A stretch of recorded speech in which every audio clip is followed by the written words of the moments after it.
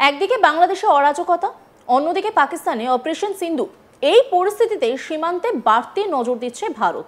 ফলে একদিকে যেমন বেআইনিভাবে সীমান্ত পারাপারের চেষ্টা হলে অনেক ক্ষেত্রেই তা আটকে দেওয়া সম্ভব হচ্ছে, অন্যদিকে আটকানো সম্ভব হচ্ছে চোরা চালানো। এবার বড়সড় সাফল্য। ভারত বাংলাদেশ সীমান্ত এলাকায় 3টি সোনার বিস্কিট সহ চোরা কারবারিকে গ্রেপ্তার করল মুর্শিদাবাদের সাগরপাড়া এলাকার পুলিশ। গোপন সূত্রে খবর পেয়ে রবিবার রাতে ভারত বাংলাদেশ সীমান্তবর্তী এলাকা মুর্শিদাবাদের সাগরপাড়া থানার নওদাপাড়া ব্রিজ সংলগ্ন এলাকায় অভিযান চালায় পুলিশ।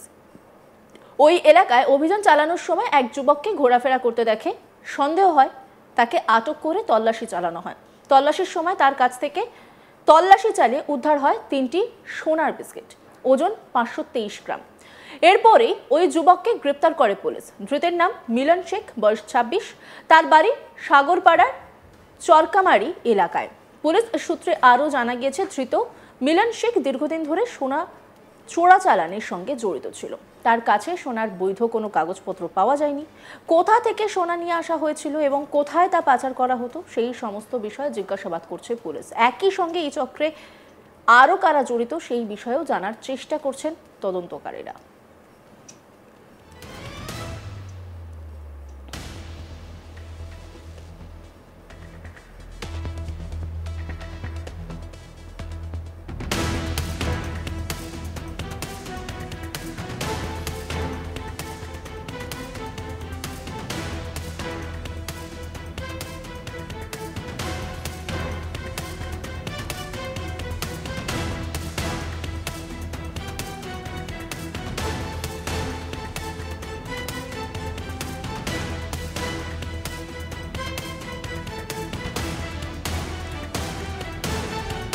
একদিকে বাংলাদেশে অরাজকতা, অন্যদিকে পাকিস্তানে অপারেশন সিন্দুর। এই পরিস্থিতিতে সীমান্তে বাড়তি নজর দিচ্ছে ভারত। ফলে একদিকে যেমন বেআইনিভাবে সীমান্ত পারাপারের চেষ্টা হলে অনেক ক্ষেত্রেই তা আটকে দেওয়া সম্ভব হচ্ছে, অন্যদিকে আটকানো সম্ভব হচ্ছে চোরা চালানো। এবার মিলল আরও এক সাফল্য। ভারত বাংলাদেশ সীমান্ত এলাকায় 3টি সোনার বিস্কিট সহ চোরা কারবারিকে গ্রেপ্তার করল মুর্শিদাবাদের সাগরপাড়া থানার পুলিশ। গোপন সূত্রে খবর পেয়ে রবিবার রাতে ভারত বাংলাদেশ সীমান্তবর্তী এলাকা মুর্শিদাবাদের সাগরপাড়া থানার নওদাপাড়া ব্রিজ সংলগ্ন এলাকায় অভিযান চালায় পুলিশ। ওই এলাকায় অভিযান চালানোর সময় এক যুবককে ঘোরাফেরা করতে দেখে সন্দেহ হওয়ায় তাকে আটক করে তল্লাশি চালানো হয়। তল্লাশির সময় তার কাছ থেকে তল্লাশি চালিয়ে উদ্ধার হয় 3টি সোনার বিস্কিট, ওজন 523 গ্রাম। এরপরেই ওই যুবককে গ্রেপ্তার করে পুলিশ। ধৃতের নাম মিলন শেখ, বয়স 26, তার বাড়ি সাগরপাড়ার চরকামারি এলাকায়। পুলিশ সূত্রে আরও জানা গেছে, ধৃত মিলন শেখ দীর্ঘদিন ধরে সোনা চোরাচালানের সঙ্গে জড়িত ছিল। তার কাছে সোনার বৈধ কোনো কাগজপত্র পাওয়া যায়নি। কোথাও থেকে সোনা নিয়ে আসা হয়েছিল এবং কোথায় তা পাচার করা হতো সেই সমস্ত বিষয়ে জিজ্ঞাসাবাদ করেছে পুলিশ। একই সঙ্গে এই চক্রের সঙ্গে আরও কারা জড়িত সেই বিষয়েও জানার চেষ্টা করছেন তদন্তকারীরা। ইতিমধ্যেই আমরা জানি যে সীমান্তবর্তী যে জায়গাগুলো, সেই জায়গাগুলো যথেষ্ট নজরদারি চালানো হচ্ছে, কারণ অপারেশন সিন্দুর চলছে। স্থগিত রাখা হয়েছে, তবে তা কিন্তু বন্ধ হয়ে যায়নি, তা বারবার কিন্তু স্পষ্ট করেছেন প্রধানমন্ত্রী নরেন্দ্র মোদী। অন্যদিকে বাংলাদেশের যে অশান্ত পরিস্থিতি তাও কিন্তু আমরা দেখছি। কখন রাজনৈতিক পট পরিবর্তন হয়ে যাবে তা কিন্তু সময়ের অপেক্ষাই বলা চলে, কারণ বেশ কিছুদিন ধরেই বাংলাদেশে কান পাতলে কিন্তু নানা খবরই কানে আসছে। এই পরিস্থিতিতে আরও কড়া নজরদারি চলছে সীমান্তবর্তী এলাকায়। গোটা বিষয়ে কথা বলেছে আমার কলিগ, শুনবো কি বলেছে। এবার সীমান্তবর্তী এলাকা থেকে উদ্ধার সোনা, 3টি সোনার বিস্কুট উদ্ধার করলো সাগরপাড়া থানার পুলিশ। গোপন সূত্রে খবর পেয়ে সাগরপাড়ার ভারত বাংলাদেশ সীমান্তবর্তী এলাকায় নওদাপাড়া ব্রিজের কাছেই এক যুবককেই দাঁড়িয়ে থাকতে দেখে পুলিশ। পুলিশ পৌঁছানো মাত্রই সেই যুবকের সাথে কথাবার্তা বলে এবং তার কথাবার্তার বেশ কিছু অসঙ্গতি লক্ষ্য করে পুলিশ।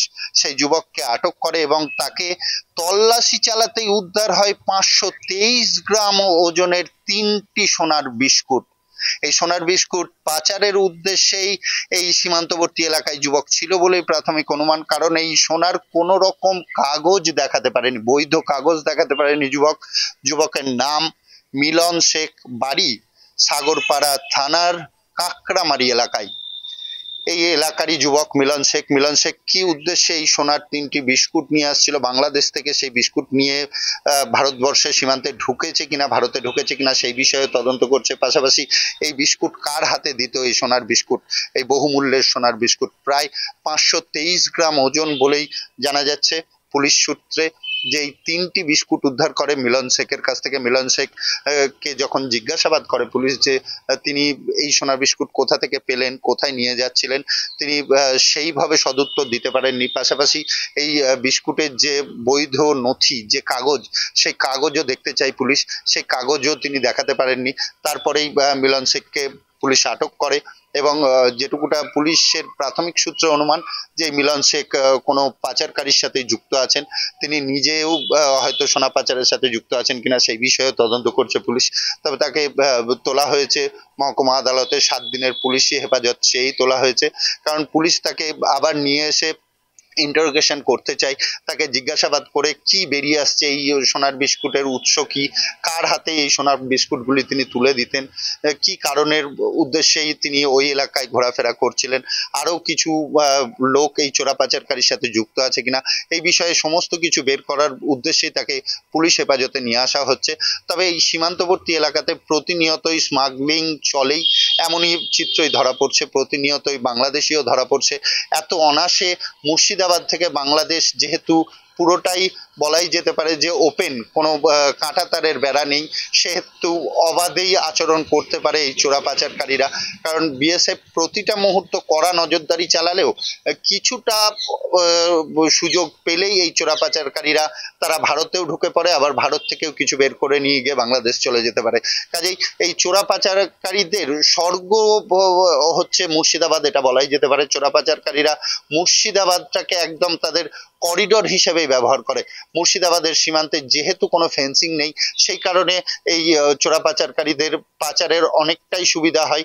পুরোটাই বেশ কিছুটা আছে জল সীমান্ত, যে জল সীমান্ত থেকে অনায়াসে সাঁতার কেটে তারা বেরিয়ে যেতে পারে।